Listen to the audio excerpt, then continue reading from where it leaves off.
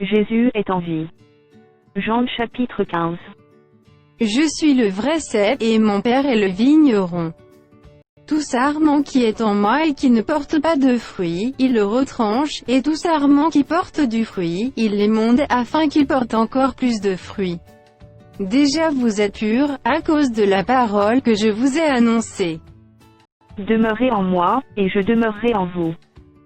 Comme le sarment ne peut de lui-même porter du fruit, s'il ne demeure attaché au cep, ainsi vous ne le pouvez non plus, si vous ne demeurez en moi. Je suis le cep, vous êtes les sarments.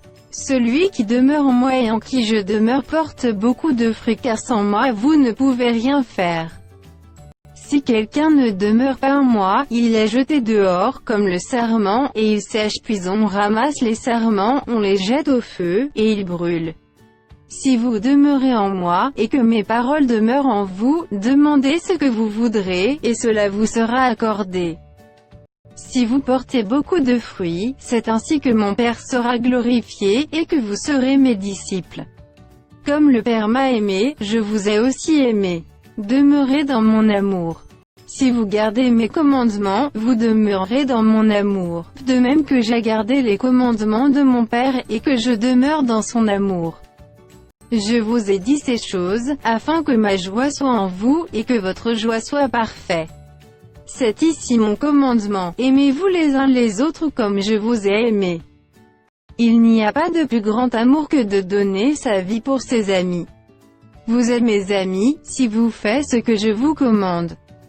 Je ne vous appelle plus serviteur, parce que le serviteur ne sait pas ce que fait son maître, mais je vous ai appelé ami, parce que je vous ai fait connaître tout ce que j'ai appris de mon Père. Ce n'est pas vous qui m'avez choisi, mais moi, je vous ai choisi, et je vous ai établi, afin que vous alliez, et que vous portiez du fruit, et que votre fruit demeure, afin que ce que vous demanderez au Père en mon nom, il vous le donne. Ce que je vous commande, c'est de vous aimer les uns les autres. Si le monde vous hait, sachez qu'il m'a haï avant vous.